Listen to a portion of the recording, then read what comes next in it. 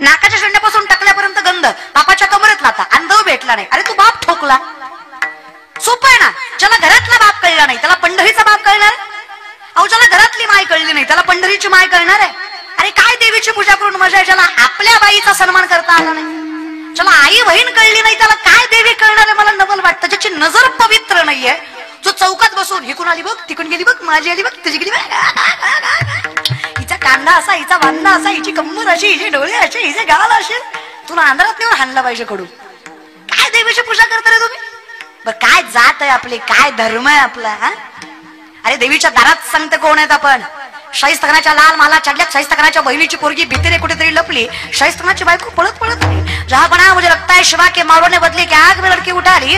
शाहिस्तखान शत्रु है पण बायकोला सांगतो बेगम जबान को लगाम दे, शिवा के मावले है वो, ऐसी उनकी औलाद नहीं, वो हिंदू है, बेटी को गंदी नजर से नहीं देवी की तरह पूछते है. कौतुक बायकोला वाटलं. क्या लगता है आपको जहा बना, हमने उनकी बहू बेटियां उठाई, यहाँ तक उनकी इज्जत तक लूट ली. औरत और उनके देवता दोनों को बेइज्जत किया तो शिवा बदला नहीं लेगा, बेशक लेगा. आज उंगलियों पर जान चली गई, कल गर्दन से जाऊंगा, लेकिन विश्वास के साथ कहता हूं बेगम इन आंखों ने देखा है, बेटी उनकी हो या अपनी, वो औरत की धर्म जात नहीं देखते. वो जिस भी औरत को देखते हैं उस औरत में अपनी माँ की नजर से देखते हैं. वो ऐसे हिंदू है, उनकी परवरिश ऐसी है, वो शिवा के बच्चे. शत्रूलाही विश्वास वाटावा असं चारित्र्याच्या राजाचं, त्याची वारसदार आमची पिढी. आमच्या नजरेत तीच प्रखरता, तेच समर्थन, तेच पावित्र्य पाहिजे.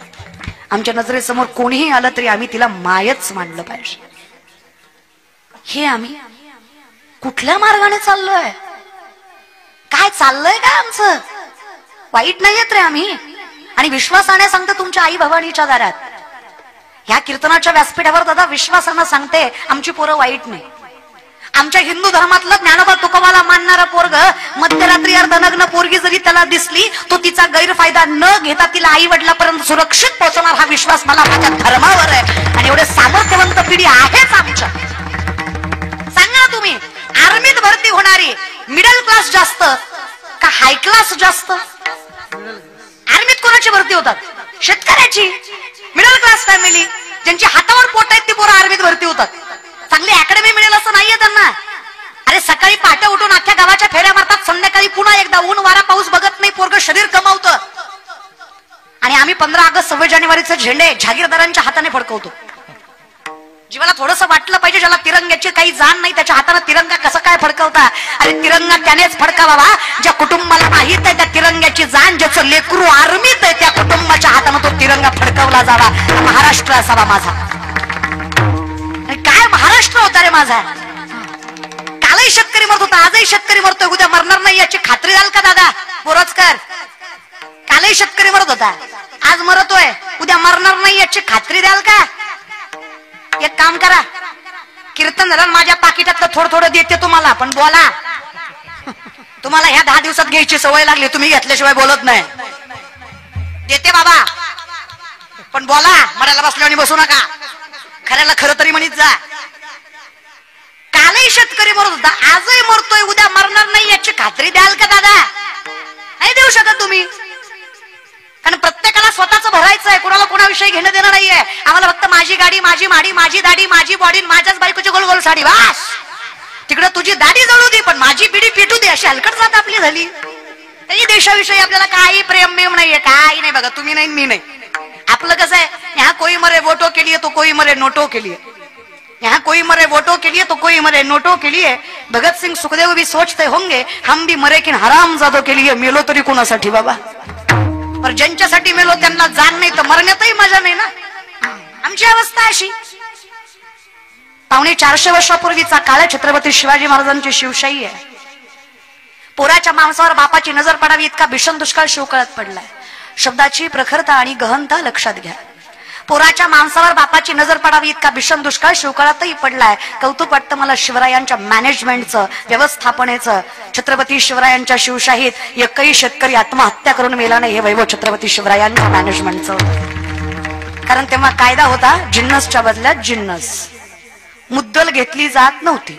शेतकऱ्याकडनं जर बैलगाड्या बैल जोड्या त्यांना दिल्या जायच्या, खत बी बियाणं दिली जायचे, त्या बदल्यात पैसे घेतले जात नव्हते, त्याच्या बदल्यात जे दिलंय तेच घेतलं जायचं. त्यामुळे शेतकरी स्वतःच्या स्वार्थासाठी बैलगाड्या बैलजोड्या विकत नव्हता, करायचा मॅनेजमेंट. कमीपणाचा मोठेपणा करता आला पाहिजे, त्याला व्यक्तिमत्व म्हणावं. मला देवाने काही दिलं नाही हे बोंबलत न बसता देवाने जे दिलंय त्याला मोठं करता आलं पाहिजे आणि देवाने दिलंय याची जाण पाहिजे. आमची अवस्था जरा वेगळीच आहे. आजकालच्या एज्युकेटेड माणसांना विचारलं ना, का रे बाबा हायली एज्युकेटेड आहात, स्टँडर्ड मेंटेन करता, हाय क्लास लाईफस्टाईल आहे, राहायचं बोलायचं वागायचं सगळं कळतं तुम्हाला, पण कधी भजनात रमताना दिसला नाहीत रे.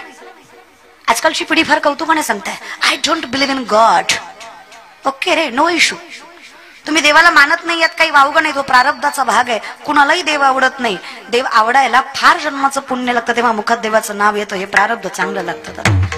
काही माणसं फार कौतुकाने म्हणतात, होतं बोरजला कीर्तन, गावातच होतं पण गेलो नाही. काही म्हणले गेलतो मजा बघून आलो, काही म्हणले बसलो होतो जरा वेळ पण काम होतं मधनच आलो, काही म्हणले शेवटपर्यंत बसलो, कळलंच नाही. तुमच्या चुकच नाही. तुमचं पाय कीर्तनाकडे वळत नाही, तुम्हाला कीर्तन कळत नाही, तुमचं मन धर्म मंडपात स्थिरावत नाही, अहो भजनात रमत नाही, यात तुमचा दोष नाही. माऊली सांगतात पूर्वजन्मीचं पाप पवित्र भगवंताचं नाव मुखात येऊ देत नाही, हे सगळ्यात मोठं सत्य आहे. नामासी विनमुख तो नर पापिया, हरिविन धावया न पावे कोणी. आणि कुठल्या अभ्यासासर भगवंताचं अस्तित्व नाकारता रे. अहम वैश्वानरो भूत्वा प्राणिनाम देहमाश्रित प्राणापान समायुक्त पच्चामन्यम चतुर्विध. चालवणं बोलवणं सोड अर्जुना, सूक्ष्मता लक्षात घे. अरे अन्न पचवणारा सुद्धा मीच आहे. तुझ्या जठरामध्ये अग्नी म्हणून जो वास करतो तो मी जगदीश्वर, तो मी कृष्ण, तो मी राम, तो मी शिव. ज्या आईची तुम्ही पूजा करता ना ती आई म्हणजे कुंडलिनी शक्ती. तिच्यामुळे योग यागाची ताकद निर्माण होते. बिंबीच्या देठाला 3.5 वेडे घालून जी बसली ती माय भवानी म्हणजे कुंडलिनी शक्ती, आणि ती आई भवानी रे. तुम्ही नाकारता तरी कोणाला? ठीक आहे, हरकत नाही. तुम्ही देवाला मानत नाही यात वावगं नाही, पण ज्या दिवशी देव तुम्हाला मानणार नाही, हे जग तुमचं अस्तित्व सुद्धा मान्य करणार नाही, हे सामर्थ्याने सांगते. देव मानतोय म्हणून सांगते मी जिवंत, याचं मूर्तिमंत उदाहरण आहे देव आहे. एकदा वाचत ज्ञानेश्वरी, माझी विनंती. Art, commerce, science, BHMS, MBBS, MD, PhD, agriculture, MPC, UPC जे काही तुम्ही आज करताय, मिक्सर पासून चंद्रयानापर्यंत प्रत्येक केमिस्ट्रिकल सूत्र तुम्हाला शास्त्रवेदांमध्ये बघायला भेटेल. या बल्बचा शोध 100-125 वर्षापूर्वी कुठल्या तरी पाश्चिमात्य सायंटिस्टने लावला. अख्ख्या जगाला त्याचं नाव माहित. 750 वर्षापूर्वीचा काळ आहे. 16 वर्षाचे ज्ञानोबा राय ज्ञानेश्वरीमध्ये सांगतात, उदकाचेनी आवेशे प्रकटले तेज लखलखीत दिसे, तर या विजू माझे असे सलील काही. उदक म्हणजे पाणी, आवेश म्हणजे प्रेशर, पाण्याच्या प्रेशरनं वीज निर्मिती होणार. हे 16 वर्षाच्या ज्ञानेश्वर माऊलींनी 750 वर्षापूर्वी ज्ञानेश्वरीमध्ये सांगितलं. It is science, it is spirituality.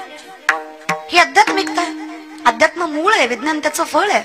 शेवटी भागाला तो प्रारब्धाचा. बहुत सुकृताची जोडी म्हणून विठ्ठली आवडी, तुका म्हणे ते पाहिजे नाही तर अखंडितपणे सासरवास आहे. खूप त्रास कोणाला नाही, सगळ्या आपण सासरवासातच आहे, खोट्यातच आहे आपण. काय खरं आपल्याकडे? नामदेवराय सांगतात बघा आमची अवस्था. लटके झाले कटके तेथे काढगे एवढे राळे, लटके झाले कटके तेथे काढगे एवढे राळे. उडत चिमणी चरत चाले तिचे वाटी एवढे डोळे, उडत चिमणी चरत चाले तिचे वाटी एवढे डोळे. लटके झाले कटके तिथे काढगे एवढे राळे, लटके लटके झाले कटके, लटके लटके झाले कटके तिथे काढगे एवढे राळे. हे नामदेवरायांचे कूट अभंग. कुठून कुठून किती बी कुटले तरी कुठूनच कळत नाही त्याला कुट म्हणायचं. कुट म्हणजे खोडकर, लटके खोटे, कटके कुटाणे. आयुष्य इतकं खोटं झालं, चिमणी उडत होती, उडता उडता चरत होती. नामदेवराय म्हणले मी बघितलं. लोक म्हणले येडे का तुम्ही, महाराज आहे ना तुम्ही, संत आहे ना तुम्ही, खोटं बोलता. आम्ही लटकेची न बोलू वर्तमान खोटे. विष्णुदास नामा म्हणे ऐसी यांची जाती, लटके जे बोलती वंशज नरका जाती. अरे खोटं बोललो ना कुळच्या कुळ नरकाला जाईल. खोटं बोलणाऱ्याची जात नाही, हे खरंय. इथं मुंगी व्याली शिंगी झाली, तिचे दूध किती, 17 रांजण भरले आणि पिले 12 हत्ती. कोण व्याली? मुंगी. तिचं दूध 17 रांजण. कोणाचं? माय मावल्या. अगं तुम्ही माझ्या पार्टीच्या आहे म्हणून तरी बोला, पण बोलायला कुठं आपल्याला शिकवावं लागतं का ग? नवरा बायकोचं भांडण लागलं, बायको म्हणली तुम्हाला माझी कदर नाही, तुमचं घरदार शेतीबाडी आई बाप बहीण बाळ सगळं मी सांभाळतो. सगळं मी एकटी सांभाळते.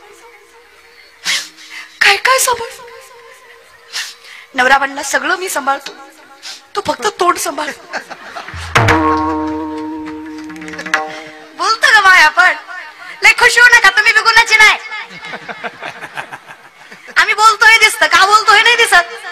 दोन शब्द प्रेमाने बोलत जा, काही लागत नाही बायकोला. अरे सासूनं बोलावं, सासऱ्यानं बोलावं, जावेनं बोलावं, नंदेनं हिंडवावं, अख्या जगानं त्रास द्यावा, फक्त नवऱ्यानं म्हणावं सोबत आहे मी तुझ्या. बाई सगळी संकट एका पायावर सहन करते, फक्त नवरा साथ देणारा, विश्वास ठेवणारा पाहिजे. आमच्यासाठी वाजवीत जा, वाजवीत जा जरा. दिसते बसले बरोबर, खरंय खरंय, वाजव ना बाबा. खरंय की नाही का माय? बोरसच्या माय मावल्या, खरंय की नाही? आयुष्यात कोण चांगला पाहिजे? अगं माझं झालं नाही म्हणून तुम्हाला विचारते ग, माझं पेटल्यावर तुम्हाला कशाला विचारते? येईल माझी मला अक्कल, तुम्हाला एक्सपिरियन्स आहे म्हणून विचारते ग. खरंय का खोटंय? संसारात कोण चांगला पाहिजे? मी नाही म्हणत, माऊली म्हणतात जरी सख्याचा जिव्हाळा बाय सासरवासच आहे. प्रेम नवऱ्याचं भेटलं की बाई सगळं सहन करते. तुका म्हणे सोपे आहे सर्वाहुनी शहाणा तो धनी. विठेवरच्या मालकासारखा मालक आयुष्यात भेटला की या साध्या सासरवासाचं काही वाटत नाही, सगळं सोडून देऊ वाटतं. तुका म्हणे घालू तयावरी बाहू हा संसार, अगदी तुका म्हणे बळी जीव दिला. एवढी अवस्था होते, फक्त मालक शहाणा भेटला पाहिजे. विठेवरच्या मालकासारख्याची कृपा जेव्हा होते ना, तेव्हा संसाराचं दुःख काही वाटत नाही, कारण तो खंबीर मागे पुढे उभा आहे. संभाळीत आली आघात मग आम्ही घालून या भार राहिलो निश्चिंती, निरविले संती विठोबासे. आम्हाला चिंताच करायची गरज वाटत नाही हो. अहो किती लोकांनी संकट द्यावी, किती लोकांनी नावं ठेवावं, अहो आम्ही किती चांगलं करावं, लोकांनी पायच खेचावे, आम्ही किती लोकांविषयी चांगलं म्हणावं, लोकांनी वाईटच सांगावं, अहो एवढा त्रास द्यावा की जीवन नकोसं वाटावं. सगळीकडनं संकट आली, पण विठेवरच्या मालकानं हात धरून ठेवला. सगळ्या संकटावर मात करायची ताकद, सामर्थ्य या व्यक्तिमत्वात निर्माण झालं. फक्त मालक पंढरीचा भेटला, मालक शाना भेटला पाहिजे. संसार असो नाही तर परमार्थ दोन्हीकडे. आणि माय आपल्यात तर एवढी ताकद आहे, पुरुषांना परमार्थ करावा लागतो तेव्हा देव भेटतो. आपण संसार जरी सामर्थ्याने केला ना तरी देव भेटतो. खूप ताकद आहे आपल्यात. यत्र नारीस्तु पूज्यन्ते रमन्ते तत्र देवतः. जिथे स्त्रीचा सन्मान तिथे भगवंताचा वास झाल्याशिवाय राहत नाही. आणि ज्याला स्त्रीचा आदर करता येत नाही त्याला पुरुष म्हणवून घेण्याचा अधिकार नाही. हा वारकरी संप्रदायाचा नियम आहे. बाईचा आदर करताच आला पाहिजे. ताकद आहे माया आपल्यात, खूप ताकद आहे. लक्ष्मणाला शक्ती लागली. लक्ष्मण भिका पाटलाचा मी काय करू बरं, म्हणजे तुम्ही बोला. लक्ष्मण कोण? लक्ष्मण रामाचे भाऊ. त्यांना काय लागली? शक्ती. संजीवनी पुट्यानाला कोणाला पाठवलं? मारुतीरायला, हनुमंताला. काय ताकद होता, काय तुलसीदास वर्णन करतात. श्री गुरु चरण सरोचराचा निज मन मुकुर सुधारी बरन बुरख बिर विमल जसु जोतायक फलचारी बुद्धि न तनु जानिगे सुमिरो पवन कुमार बल बुद्धि विद्या देव मोहे हर बकले सविकार. जय हनुमान ज्ञान गुण सागर जय कपीस तिहु लोक उजागर. रामदूत तुलित बल धामा अंजनी पुत्र पवन सुत नाम. महावीर विक्रम बजरंगी कुमति निवार सुमति के संग. कंचन बरन विराज सुबेसा कानन कुंडल कुंचित कैसा. हाथ वज्र मूल ध्वजा विराजे कांधे मूंज जनेऊ साज. शंकर सुमन केसरी नंदन तेज प्रताप महाजगवंदन. विद्यावान गुणी अति चातुर राम काज करिबे को आत. प्रभु चरित्र सुनिबे को रसिया राम लक्ष्मण सीता मन बसिया. सूक्ष्म रूप धरि सियाहि दिखावा दिव्य रूप धरि लंक जरा. भीम रूप धरि असुर संहारे रामचंद्र के काज सवा. लाए संजीवन लखन जियाए श्री रघुवीर हर्ष उर लाए. रघुपति कीन्ही बहुत